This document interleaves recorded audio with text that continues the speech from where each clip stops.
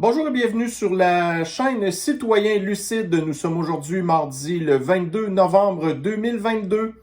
Alors nous débutons tout de suite notre revue de l'actualité d'aujourd'hui. Bon, j'espère que j'aurai pas des problèmes avec ma petite application qui vous permet de voir ce que j'ai à l'écran. Là, hier, je me suis rendu compte qu'il y avait des problèmes de synchronisation, mais finalement, c'est vraiment l'application que j'utilise pour ça qui a fait ça en fait là. Et bon, en tout cas, on verra. Anyway, on est toujours en ajustement, mais ça reste que j'aime beaucoup cette nouvelle technique-là. En fait, là, c'est vraiment énormément de temps économisé là, quand ça vient le temps de faire du montage. Donc aujourd'hui, on va commencer de parler de Pfizerisation. Donc nous savons que c'est un sujet qui nous passionne vraiment, parce que ça continue à faire partie de notre réalité.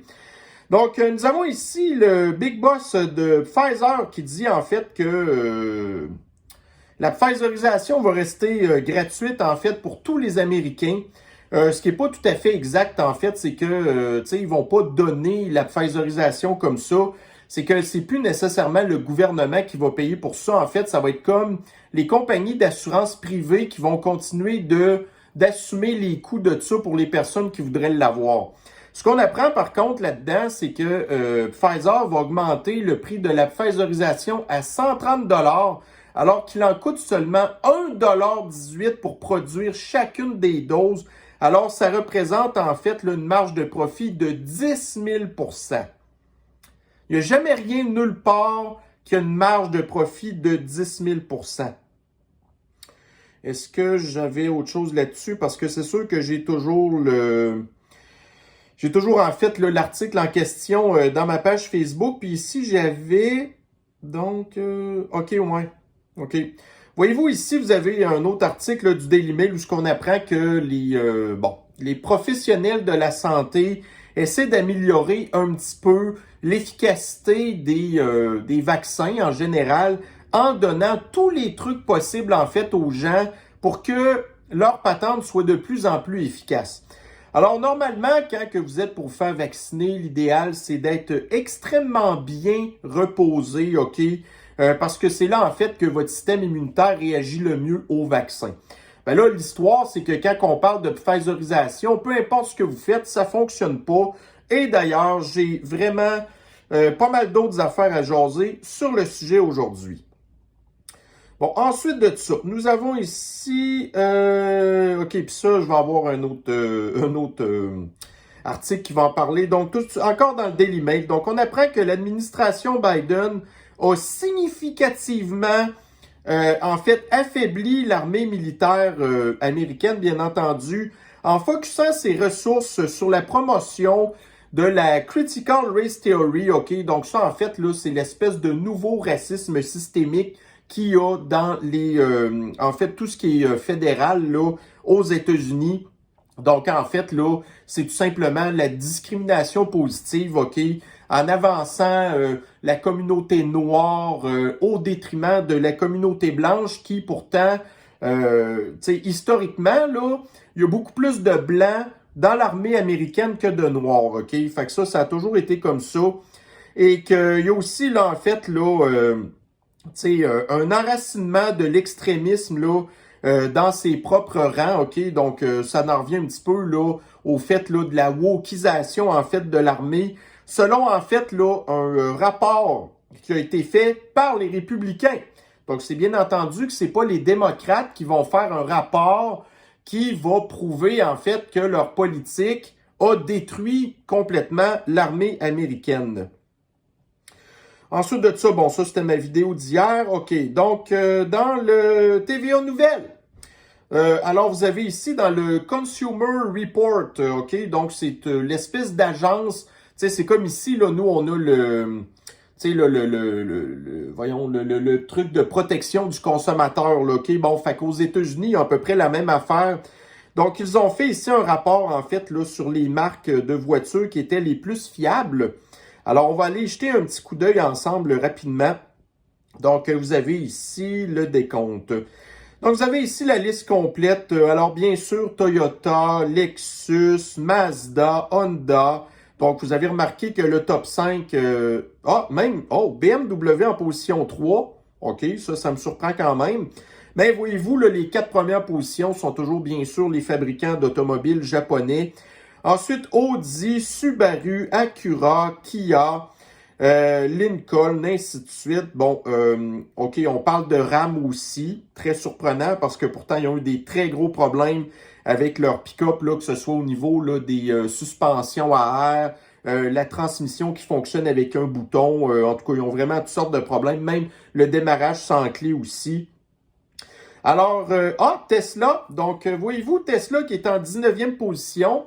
Ce qui est un petit peu surprenant, mais encore là, on sait que la plupart des gens vouent un culte lorsque vous avez les propriétaires de Tesla. Là, c'est vraiment un culte en fait. Mais depuis que Elon Musk a racheté Twitter, ben là, vous avez de plus en plus l'extrême gauche qui commence à dire et à avouer, puis d'ailleurs, on l'avait vu aussi dans les derniers mois, que là, tout d'un coup, Tesla commençait à avoir des problèmes de fiabilité. Et comme par hasard, les problèmes de fiabilité sont arrivés quand que Elon Musk a commencé à dire qu'il voulait acheter Twitter. Mais voyez-vous, après ça, vous n'avez aucune autre compagnie, des vrais fabricants de véhicules à batterie, en fait, qui font partie de la fiabilité, parce qu'on le sait que, écoutez, voyez-vous, là, les manufacturiers automobiles font des autos depuis quoi, une centaine d'années. Ça a pris une centaine d'années pour que les produits deviennent fiables. Et puis là, si ça reprend encore là une centaine d'années pour que les automobiles à batterie soient aussi fiables, ça va prendre pas mal de temps. Ensuite de ça, qu'est-ce qu'on a d'autre ici? OK, donc justement, parlant de véhicules à batterie. Donc, vous avez ici une municipalité, je me souviens pas c'est laquelle, là, c'est pas très important en fait. Donc, on apprend que la ville en question a racheté un vieux pick-up qui, si je me fie à ce que le pick-up a de l'air, c'est un pick-up peut-être des années 2012, 2014, quelque chose comme ça. Donc, il était, en tout cas, il fonctionnait plus, là. Donc, c'est un pick-up qui fonctionnait à l'essence. Et là, la ville a payé 70 000 $ pour le convertir à l'électricité. OK? Donc là, ce qu'on apprend, en fait, c'est que les citoyens peuvent appeler la ville pour emprunter ce camion-là pour amener leurs déchets dans les écocentres et ce genre de choses-là. Et donc, voyez-vous, ça en revient pareil au fait que, on a acheté un pick-up qui a quasiment 10 ans. On l'a converti en véhicule à batterie. Ça a coûté 70 000 $. Ça, c'est le coût, en fait, d'un pick-up flambant neuf, OK? Puis pas un pick-up de base, là. Comme là, ici, vous avez un pick-up, là, qui est très, très de base, qui, à la base, c'est un pick-up de flotte qui devait peut-être coûter une trentaine de mille dollars, OK?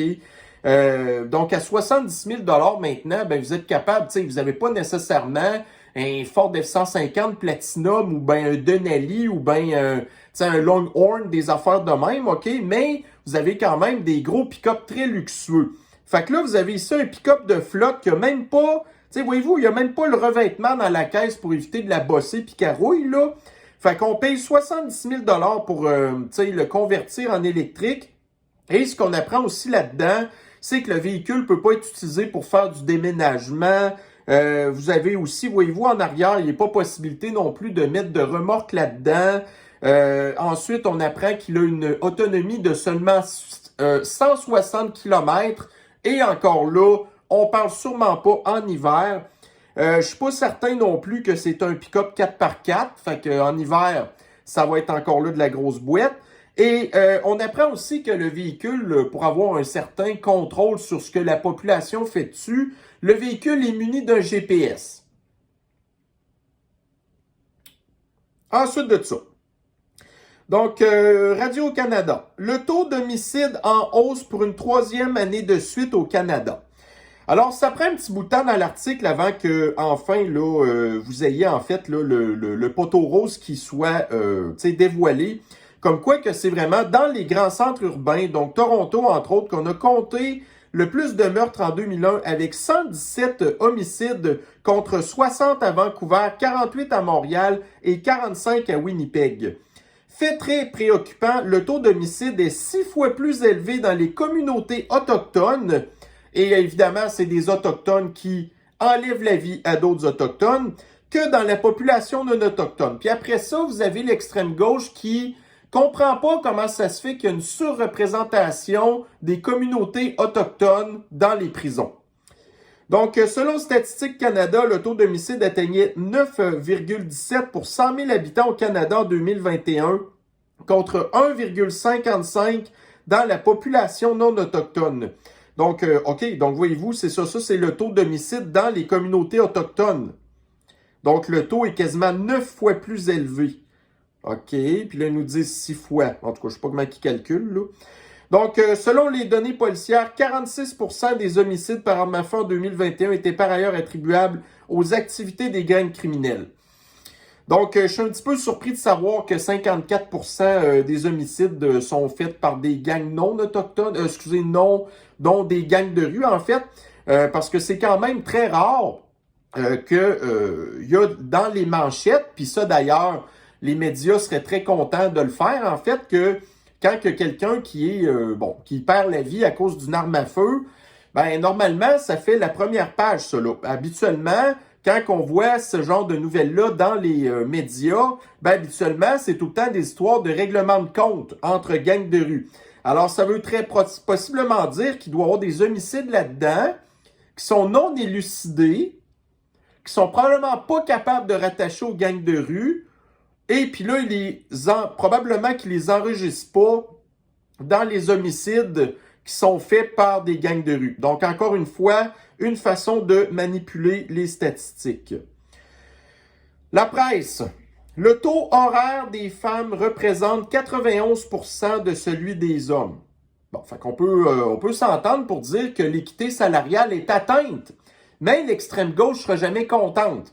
Donc, au même titre que quand ça vient le temps de la pandémie avec la campagne d'empoisonnement, ben là, au début, c'était genre, OK, quand que 65% de la population va être empoisonnée, va être content. Après ça, c'est devenu 80%, 85%, 90%. Puis là, 95%, c'était même plus suffisant, OK?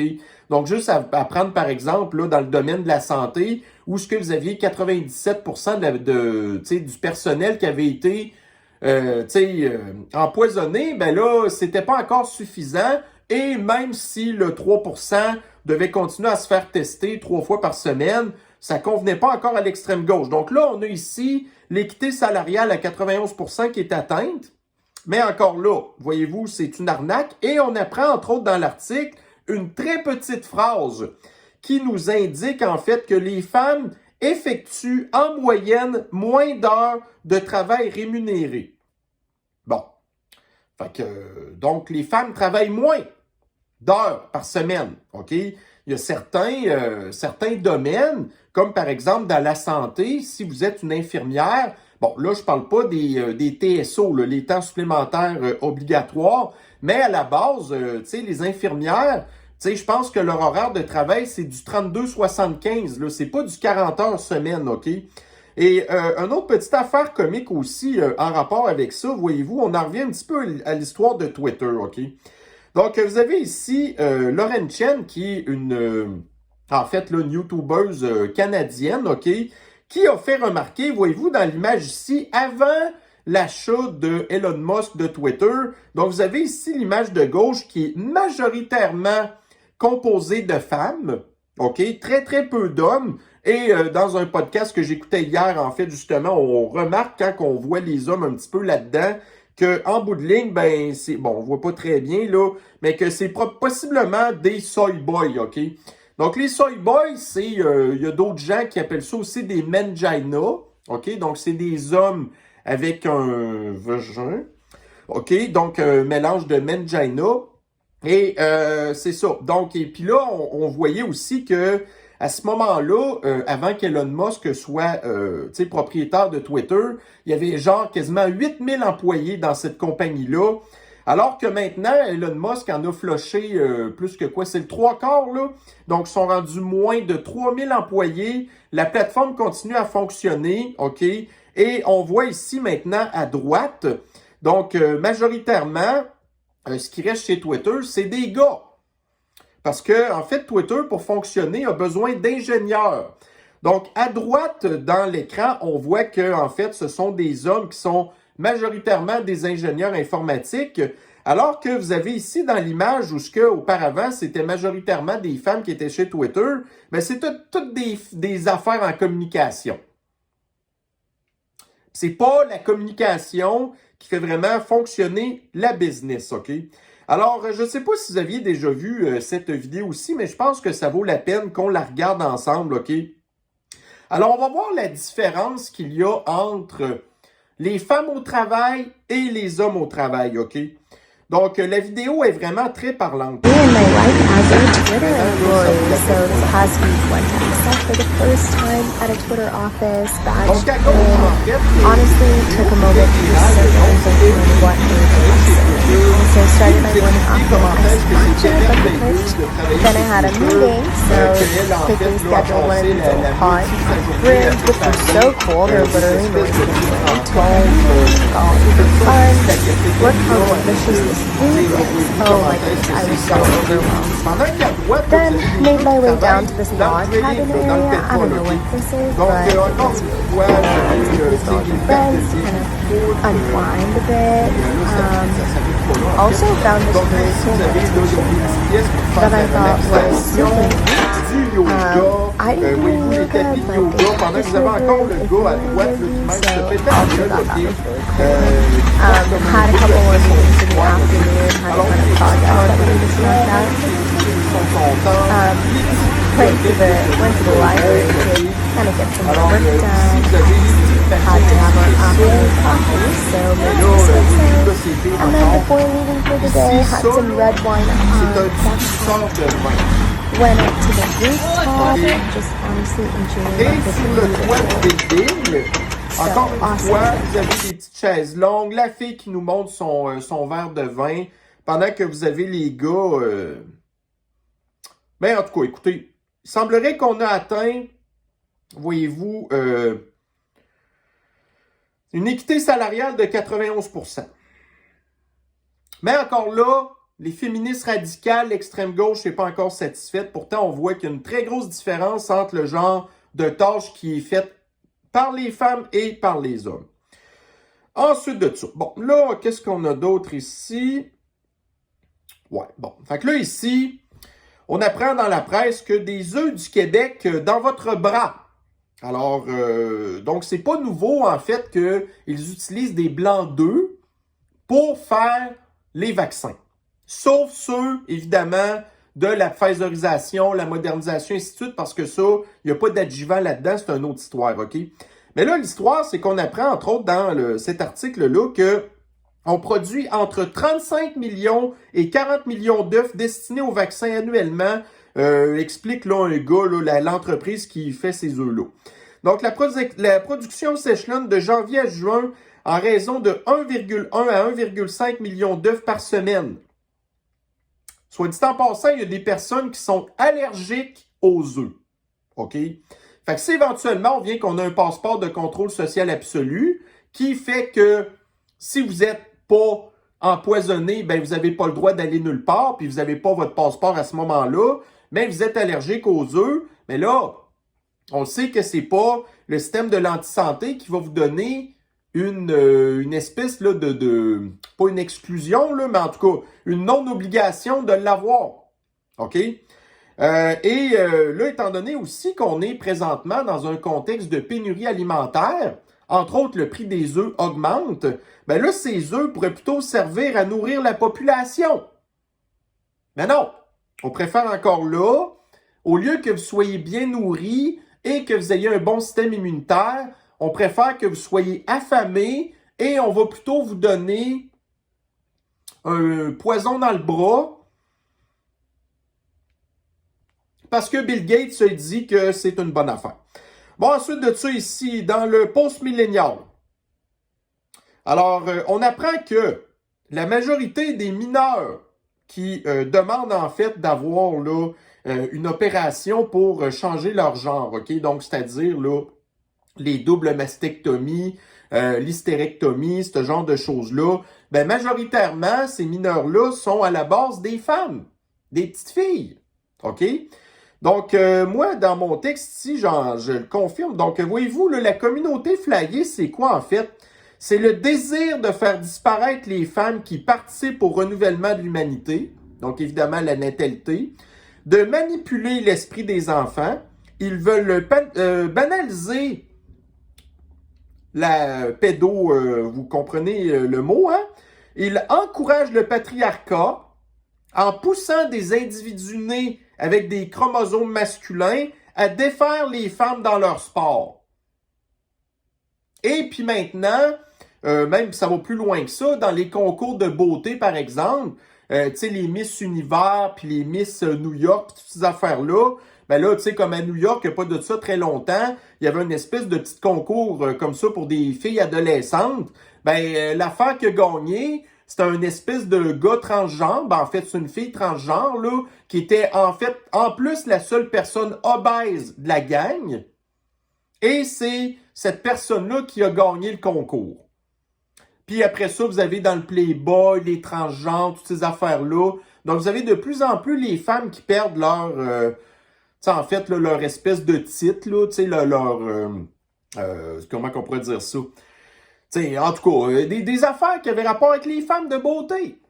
OK? Donc, les nouveaux modèles de femmes maintenant, c'est rendu des transgenres. Tu sais, comme admettons, là, l'espèce d'amiral, Levine, le transgenre encore, là, qui est à la tête, tu sais, des soins de santé aux États-Unis.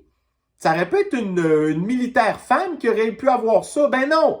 Donc, vous avez cette personne-là qui n'a jamais fait l'armée de sa vie, qui se retrouve nommé amiral de la santé. Fait que ça, en fait, c'est tout simplement une victoire du patriarcat. Donc, ce que l'extrême gauche veut, c'est la victoire du patriarcat. Ensuite de ça, dans le BFM TV. Alors, l'OMS, donc l'Agence de l'antisanté des mondialistes, qui est en train actuellement, qui a engagé des centaines de personnes pour recenser des pathogènes qui pourraient être des causes possibles de futures pandémies. Donc là, la sniffle, c'est plus dangereux. On a vu la monkeypox, qui finalement, on n'a pas pu faire grand-chose avec ça parce que ça l'affectait seulement la communauté flyée, qui se trouve être une communauté protégée par les mondialistes d'ailleurs. Donc là, il faut aller chercher les prochains bidules qui vont, en bout de ligne, faire que va falloir alimenter le passeport de contrôle social de l'antisanté et de votre statut d'empoisonnement. Ensuite de ça, donc, voyez-vous, on a parlé tantôt de l'armée américaine. Comment est-ce qu'elle était rendue woke, l'armée américaine? Ben, vous avez ici dans le Journal de Montréal. Donc, je pense que c'était à Richard Martineau, ou je ne sais plus trop quel abruti, en fait, là. Donc, vous avez une soldate qui, en fait, là, est une vétérane de l'armée canadienne qui explique, en fait, que c'était une bonne affaire qu'il y ait une certaine uniformité dans l'armée canadienne, OK? Donc, moi, je vous ai déjà dit à quelques reprises que j'aime vraiment beaucoup l'institution de l'armée, OK? Alors, pas nécessairement pourquoi que c'est fait, mais si on parle au niveau philosophique seulement, tu sais, c'est bien d'avoir une certaine hiérarchisation dans l'armée, parce que sinon, autrement, le corps de l'armée fonctionne pas, OK? Donc, en fait, ce que cette soldate-là nous dit, c'est qu'avec la montée de la communauté flyée et du wokisme, OK? Donc là, vous avez de plus en plus, en fait, la déségrégation, en fait, donc, du fait que l'armée, à la base, c'est un corps, OK? Donc, c'est composé, évidemment, de plein d'individus, mais l'armée, c'est un corps. Mais là, avec la montée de l'individualisation à cause du wokisme, OK? Ben, de plus en plus, l'armée est en train de se défaire, là. Donc, puis là, ben, quand il va arriver aussi le fait que vous allez arriver dans certaines cultures qui sont pas nécessairement d'accord avec ça, ben là, c'était déjà à la base une armée qui rentre quelque part, ça passe pour une gang de colonisateurs, des envahisseurs, ce genre de choses-là. Puis là, ben là, vous allez arriver avec des espèces de clowns, là, qui vont pas nécessairement faciliter vraiment les relations avec les cultures étrangères. Fait que c'est ça. Puis tu sais, j'avais vu, il y avait de ça pourtant quelques mois, l'armée canadienne voulait entre autres, tu sais, que les uniformes des militaires soient comme des uniformes unisexes. Puis là, la semaine passée, on apprenait maintenant que les hommes qui s'identifient femmes vont pouvoir maintenant porter des jupes dans l'armée. Ils vont pouvoir avoir du vernis à ongles, des cheveux toutes sortes de couleurs, des tatous avec là, des drapeaux flyés, ce genre de choses-là. Puis après ça, ben, vous avez le rapport des républicains qui nous explique comment est-ce que l'armée américaine est rendue fif. Ben, l'armée canadienne est encore plus fif. Parce qu'en plus, on n'a même pas d'équipement comparativement à l'armée américaine. On n'a rien. Fait qu'après ça, vous vous surprenez que des gars qui voudraient normalement aller être militaires, ben là, ça les attire plus. Pareil pour les femmes. Les femmes dans l'armée qui, tu sais, faisaient partie du corps, mais qui avaient quand même leur espèce de petite identité féminine à elles. Il y avait leur petite particularité à elles. Mais là, c'est fini ce temps-là. Donc, autant les hommes que les femmes soldats veulent rien savoir du wokisme dans l'armée, parce que c'est en train de détruire l'institution. Ensuite de ça, vous avez peut-être entendu parler de ce documentaire-là qui est sorti hier sur Rumble. Donc, ça s'appelle Died Suddenly. Donc, je plains les personnes qui, malheureusement, ne peuvent pas comprendre l'anglais. Vous n'avez aucune idée comment est-ce que c'est un handicap de ne pas savoir parler anglais. Puis ça, voyez-vous, il faut qu'on blâme le Dôme québécois qui, pendant des dizaines d'années, s'est obstiné à nous garder dans notre espèce de village des irréductibles Gaulois retardés, là.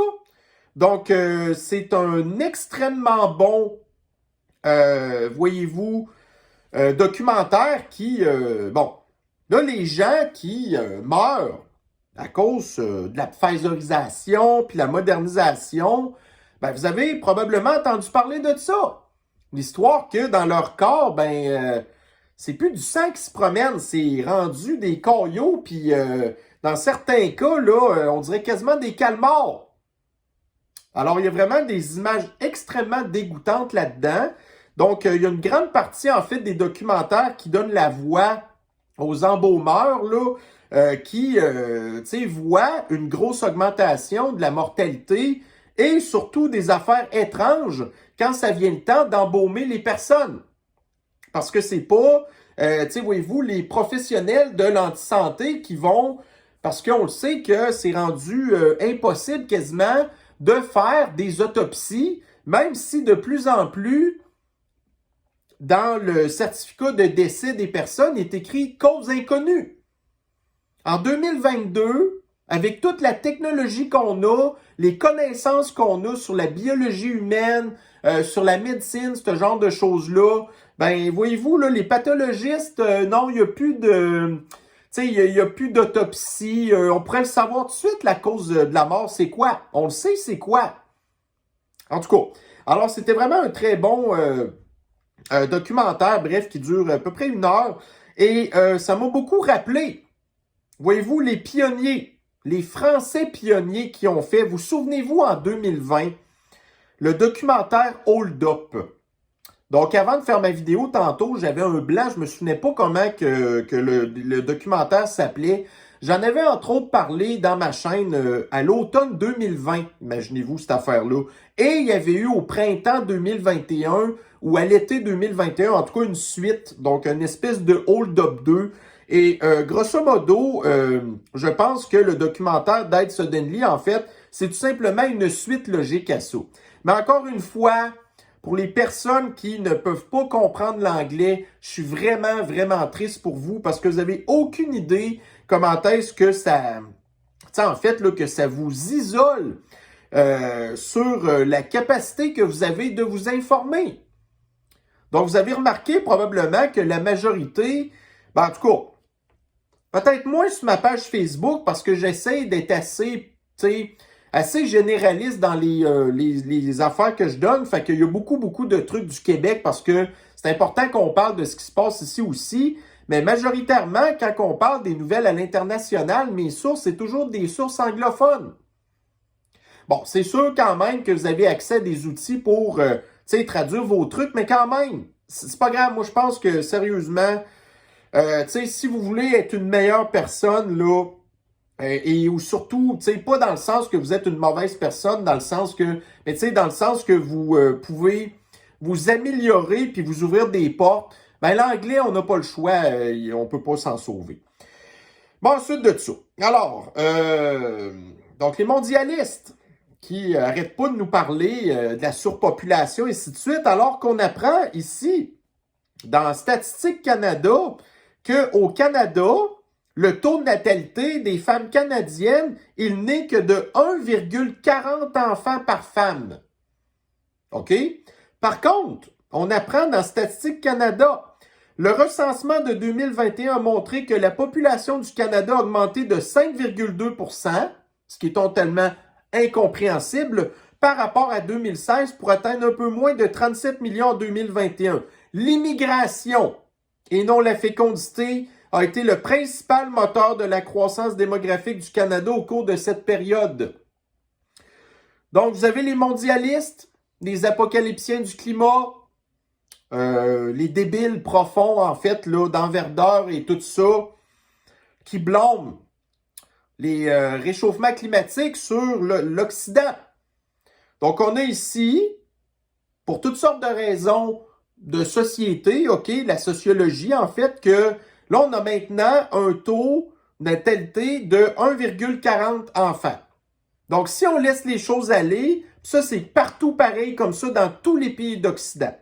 Donc, on blâme les pays occidentaux pour la pollution. Mais là, on voit que les pays occidentaux ne sont pas en train de renouveler leur population.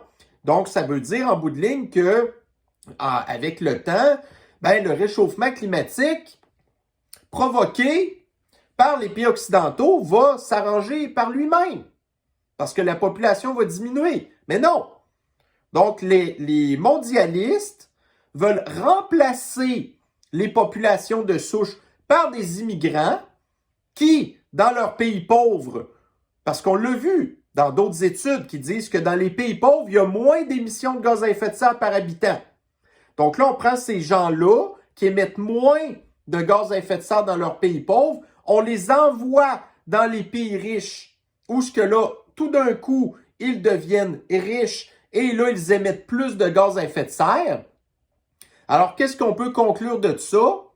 C'est que les mondialistes sont véritablement responsables du réchauffement climatique.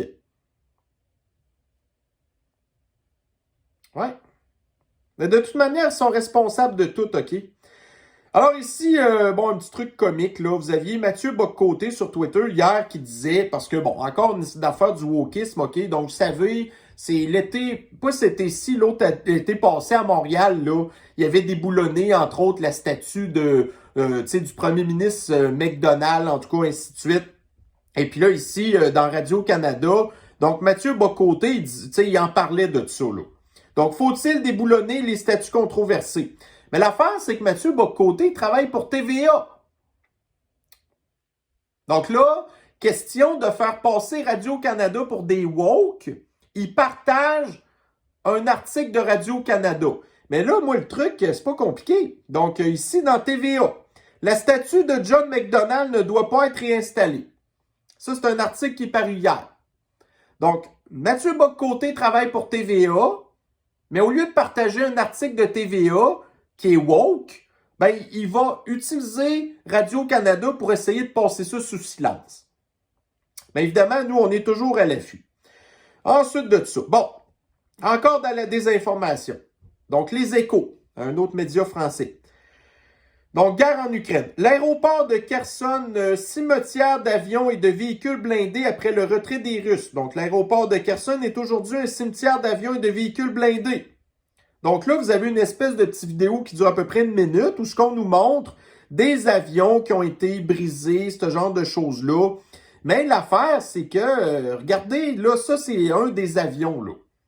Donc, on voit que le capot moteur en dessous a été découpé. Il y a même des traits qui ont été faits pour découper des carrés correctement. Vous avez des vitres cassées, l'état du fuselage est tout pété, les hélices sont pétées. Cet avion-là, là, et tous parce qu'il y en a une dizaine d'autres, en fait, là, dans cet aéroport-là, c'était tous des avions pétés comme ça. Mais là, on nous fait croire que ces avions-là ont été brisés par l'occupation russe. Alors que ça fait probablement des dizaines d'années qu'ils ne fonctionnent pas. C'est déjà un cimetière d'avions d'ailleurs. Alors, voyez-vous, entre autres, là, moi, j'ai été... Bon, voyez-vous encore des images ici. Tous les avions sont pétés. Vous avez même des avions ici, là, voyez-vous, qui manquent des portes. Donc, il manque des portes dans tous les avions. Alors, je ne sais pas qu'est-ce que les Russes ont fait avec ces portes-là. Probablement qu'ils se sont fait des cabanes pour dormir en dessous, je ne sais pas trop. Vous avez encore là que le gazon est super long. Donc, ça n'a pas été entretenu depuis longtemps. Donc, encore là, il faut croire qu'à cause des Russes, le gazon pousse plus vite. Je ne sais pas trop. Ensuite de ça, c'est une image de Google Earth. Alors, on voit que depuis longtemps, ça, là, on s'entend que les images satellites de Google Earth, c'est pas des images qui datent du jour, là. Ça peut dater d'une couple d'années. Donc, ces avions-là sont stationnés là depuis longtemps. Vous avez encore là, voyez-vous, à droite, là, les deux bâtiments blancs, c'est des hangars, donc c'est pas entretenu. Si les hangars étaient utilisés pour faire l'entretien des avions, ça serait plus beau que ça, là. Donc, encore une fois, tout simplement, on fait là du fact-checking des médias qui nous mentent. Ensuite de ça, bon, vous savez, on parle encore l'espèce de commission d'enquête sur la loi martiale de Trudeau. Donc, si, dans le Journal de Montréal, Convoi de la liberté, les espions, parce que là, il y avait des espions qui étaient infiltrés dans le convoi des camionneurs, OK? Donc, puis ça, c'est des espions du SCRS, là, l'espèce de CIA du Canada. Donc, les espions ont recommandé d'invoquer la loi sur les mesures d'urgence. OK? Mais là, un autre article de Journal de Québec, Convoi de la liberté, pas une menace à la sécurité nationale selon les espions. Donc, c'est pas une menace, mais on a besoin de la loi martiale qui viole la Charte des droits et libertés. OK? Mais là, c'est pas terminé. Donc, vous avez encore une fois ici, donc là, on parle des espions du SCRS, OK? Mais là, ici, vous avez la CIA du Canada à Trudeau. Donc, le SCRS qui dit que le convoi des camionneurs ne représentait pas une menace à la sécurité nationale. Donc, d'un côté, vous avez les gens qui étaient sur le terrain, les espions, qui disent que c'était pas une menace. Puis là, vous avez les bureaucrates qui disent que le convoi n'était pas une menace. Mais malgré ça, donc vous avez ici que le SCRS a lui aussi demandé à Trudeau de mettre la loi sur les mesures de guerre. OK? Et encore une fois, donc ça l'a pas fait le tour, bien entendu. Donc, The North Patente, en tout cas, c'est un média conservateur canadien, OK? Donc, on avait appris il y a de ça, je pense que c'était au printemps passé, que la police d'Ottawa avait jamais réussi à trouver aucune arme dans le convoi des camionneurs, alors qu'on nous avait fait croire le contraire. Donc, quand on dit qu'on ne vit plus en démocratie et que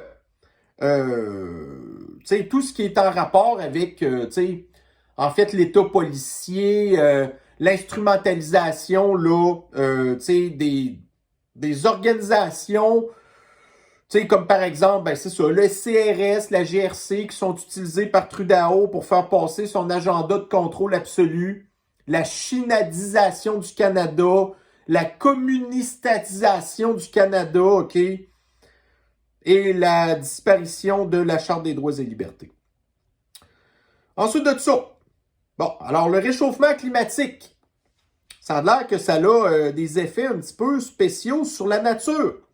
Donc, vous avez ici dans le Daily Mail, on apprend ici qu'il y a des ours polaires qui se sont, en tout cas, bref, reproduits avec des ours bruns. Donc, ça donne maintenant des brawlers, donc pour brown Polar, OK? Donc, ça, c'est quand même comique, OK? Ensuite de ça, vous avez des belugas qui se sont mélangés avec des narvals. Donc, ça a donc des narlugas, OK? Vous avez après ça, là, des phoques, là, ou des otaries, en tout cas, qui se mélangent avec d'autres sortes d'otaries. Fait que ça les mélange. Après ça, vous avez d'autres sortes de marsouins, bref, qui se mélangent. Vous avez aussi les coï-loups. Donc ça, c'est un mélange entre des loups et des coyotes, bref. Alors, c'est ça. Donc, étant donné que certaines, comme les ours polaires qui se déplacent un petit peu dans les terres maintenant, bien là, maintenant, vous avez les ours blancs qui, peut-être commencent à triper sur les ours bruns et qui, en bout de ligne, ont fait des petits gousi-gousi. Et ça a donné la créolisation des ours. Donc, maintenant, au lieu d'avoir des ours bruns foncés puis des ours blancs, ben là, vous êtes rendu avec des ours bruns pâles. Mais ça, normalement, l'extrême gauche devrait être contente de ça. Parce que j'en ai déjà parlé de la créolisation. Donc, l'immigration africaine en Europe, que c'est majoritairement des hommes qui, en bout de ligne, se reproduisent avec des femmes blanches. Puis après ça, ça donne des affaires brun pâle. Ça, c'est la créolisation, OK? Donc, le réchauffement climatique amène la créolisation. Donc, c'est quoi le problème? L'extrême gauche devrait être contente. Ici, OK, vous avez peut-être probablement entendu parler de ça. Donc, dans Reuters, OK, l'histoire là, du fonds FTX, OK, c'est une histoire de patente de crypto-monnaie. J'en ai pas parlé dans mes trucs parce que je pense que ça intéresse pas vraiment la plupart de mes abonnés. Mais c'est quand même ultra rocambolesque cette affaire-là, OK? Donc, voyez-vous, là, dans mon commentaire ici, alors j'ai fait un espèce de petit rassemblement de toutes les informations qu'on a pu avoir jusqu'à date sur le sujet. Alors, vous avez, là, tout ça ici, là. Donc, ce sont tous des articles qui en parlent. Donc, cette histoire-là est tellement attirée les cheveux de la tête, OK, que je pense que, si vous avez déjà probablement vu le film Le Loup de Wall Street, OK, donc c'est un excellent film qui est vraiment drôle, OK, puis ça, en fait, c'est basé sur une histoire vraie. Alors, avec Leonardo DiCaprio, justement, là, qui, l'extrême gauche, là, des enverdeurs. Mais, en tout cas, bref, tout ça pour dire que c'est vraiment un excellent film. Mais l'affaire, c'est que le gars qui est en arrière, là, du fonds FTX, ben, écoutez, le loup de Wall Street à côté de ça, là, c'est de la petite bière. Vraiment. Donc, sérieusement, il y a tellement de contenu là-dedans que j'espère que Hollywood va faire soit une série télé là-dessus, au minimum un film, mais idéalement, je pense qu'il y a assez de contenu pour justifier une série télé. Sérieusement, je serais le premier à l'écouter, ça serait complètement débile, OK? On apprend entre autres là-dedans que, entre autres, là, ce gars-là, là, ben, il a financé beaucoup les démocrates. Que des gens comme Bill Clinton, c'était des amis à lui. Qu'il y a beaucoup de célébrités d'Hollywood qui étaient chummées avec lui. Donc ça, là, en fait, c'était une espèce de gros rassemblement de l'extrême gauche, l'élite de bien-pensants qui a crossé le système et qui, à cause de eux maintenant, le système de crypto-monnaie s'est complètement effondré. Puis là, la crypto, c'est rendu dur, là. J'en ai déjà parlé de la crypto. Moi, j'en ai eu de la crypto. Mais là, j'ai comme tellement perdu d'argent là-dedans. Puis en plus, c'est tellement pas fini de cracher que j'ai vendu tout ce qui me restait. Même si j'ai perdu de l'argent. Fait qu'en tout cas, je sais pas si à un moment donné, ça va remonter, là. Mais là, voyez-vous, là, il y a des espèces de secoupes comme ce gars-là, qui était drogué au bout en plus d'ailleurs, là. Puis comme sa conjointe, là, tu sais, qui prenait de la meth, puis qui s'en vantait, tout ça. Tu sais, genre... Le gars, tu sais, il avait comme nommé sa copine dans le temps CEO de la compagnie, mais la fille, genre, elle avait absolument aucune formation financière ou quoi que ce soit. C'était une droguée qui aimait ça fourrer partout, en tout cas. Fait que c'est vraiment une méchante histoire de fou. Bon, alors ici, dans Nouveau TV. Donc, le Canada est une fédération canadienne. Chaque province est supposée avoir ses compétences. Puis le gouvernement fédéral... À part gérer l'armée puis une coupelle de patentes comme, je sais pas moi, tu sais, les normes là, de certification pour les avions, ce genre de choses-là. Tu sais, normalement, le gouvernement fédéral, là, ça devrait pas servir à grand-chose, OK? Mais là, ici, vous avez qu'il y a des provinces de l'Atlantique maintenant qui vont devoir se faire imposer, tu sais, des histoires là, de charger pour le carbone. Donc là, on se rend compte finalement qu'en bout de ligne, tout ce que ça fait, c'est que la facture est refilée aux contribuables. Même pour fermer la boîte aux contribuables, vous avez Justine qui, habituée avec la corruption d'ailleurs, va envoyer des chèques aux habitants des provinces d'Atlantique en contrepartie de sa taxe complètement illégale et inutile d'ailleurs qui leur charge. Donc, encore une fois, c'est une intrusion et une preuve que le Canada n'est plus une démocratie, mais que c'est rendu un régime autoritaire, qui est géré par un gouvernement centralisateur, qui n'en a plus rien à faire des compétences particulières de chacun des paliers de gouvernement, que ce soit, par exemple, les provinces, les villes, ce genre de choses-là. Donc, Trudeau menace les provinces et les villes de ne pas leur donner l'argent qu'il leur a volé tant et aussi longtemps qu'ils ne font pas ce qu'ils veulent. Comme par exemple, j'en ai parlé dans une dernière vidéo, l'histoire du partage des données. Donc, Legault va donner les données personnelles des Pakistanais à Trudeau. Puis Trudeau, en bout de ligne, je pensais que ça allait nous donner des milliards de dollars, ça là. Non! Ça va nous donner 262 millions de dollars. Seulement. OK? Et les données vont se retrouver, j'en ai déjà parlé, dans les mains des mondialistes pour faire leur passeport de contrôle social de l'antisanté et de votre statut de poison. Alors, nous avons ici Fauci, qui aujourd'hui a prononcé son dernier discours à la Maison-Blanche, parce que là, après ça, il va prendre sa retraite. Et moi, de dire que c'est pas sa retraite qu'il devrait prendre, mais ça serait plutôt de se retrouver sur Old Sparky. Donc, Old Sparky, c'est quoi en fait ça? C'est l'espèce de petit nom doux que les prisons donnaient à leurs chaises électriques.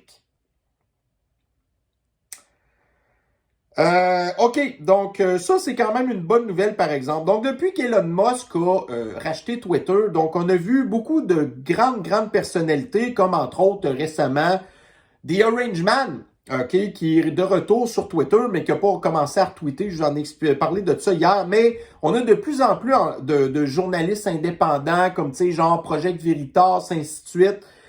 Donc, des personnalités conservateurs de la droite qui récupèrent leur compte de plus en plus. Alors ça, je pense que c'est une bonne nouvelle, parce qu'au même titre que le documentaire que je vous ai expliqué tantôt, le Died Suddenly, OK, tu sais, moi, tu sais, je suis une goutte d'eau dans l'océan de tous ces lanceurs d'alerte-là, ces journalistes indépendants de la droite, ainsi de suite, qui, grâce à ces gens-là, il y a encore une espèce de résistance. Parce que nous, on s'occupe de faire circuler, en fait, l'information. Donc, Elon Musk n'est pas parfait, mais ça, là-dessus, on doit lui lever notre chapeau. Donc, si, encore une fois, donc vous savez comment est-ce que, bon, tu sais, Elon Musk était tellement merveilleux avec Tesla, ainsi de suite, les chars à batterie, patati patata. Mais là, depuis maintenant qu'il est propriétaire de Twitter, ben là, vous avez les médias qui ont pris Elon Musk en grippe. Donc, si ils veulent essayer de le faire passer pour un gars qui a perdu plein d'argent. Donc, Elon Musk a perdu plus de 100 milliards de dollars en 2022. Donc, à cause, évidemment, de la crise économique, qui n'est pas de sa faute à lui, qui est de la faute aux mondialistes. OK? Mais, c'est pas juste lui qui a perdu de l'argent. Juste un autre exemple bien facile. Donc, Elon Musk a perdu 100 milliards. OK. Qui a perdu 100 milliards aussi? Mark Zuckerberg, le gars de Facebook, a perdu 100 milliards aussi. Fait que, tu sais, voyez-vous, là. Mais encore une fois, vous avez les médias qui essayent de manipuler l'information pour essayer de faire passer pour des gros méchants, des gars qui sont en train de régler des problèmes. Bon, ça, c'était... j'ai trouvé ça plaisant. Moi, j'aime beaucoup Éric Zemmour en France. Donc là, hier, justement, à CNews, il a été l'invité de Mathieu Bock-Côté. Donc, j'ai écouté le podcast tantôt, c'était très intéressant. Et une autre affaire aussi, donc, sur Twitter, là maintenant, donc vous avez comme une espèce de double vérification, OK? Alors, pour, admettons, là, les personnalités publiques ou les médias, ben, vous avez un crochet bleu, mais vous avez un crochet aussi officiel. Ce que je me suis rendu compte, en fait, par exemple, c'est que, voyez-vous, tous les médias québécois, Donc, TVA Nouvelles, Journal Métro, Le Devoir, Radio-Canada, Le Quotidien, Le Soleil ne sont pas encore considérés par Twitter comme des affaires officielles. Parce que sont tellement petits, sont tellement insignifiants, le monde se fiche totalement du dôme québécois, en fait, que même Twitter ne reconnaît pas ces affaires-là. Mais un qui est étrange, par exemple, là-dedans, c'est que le Montréal Gazette a été officialisé par Twitter, alors qu'il n'a pourtant que 253 000 abonnés, comparativement, admettons, à TVA Nouvelles qui en a 520 000. Et pire que ça, vous avez ici dans les commentaires, la presse a encore plus d'abonnés que TVA et il n'est pas officialisé par Twitter. Ça, c'est vraiment drôle. Alors, ceci met fin à cette revue de l'actualité du 22 novembre. Je vais vous souhaiter une excellente fin de journée et on se revoit très bientôt. Prenez soin de vous. Bye bye.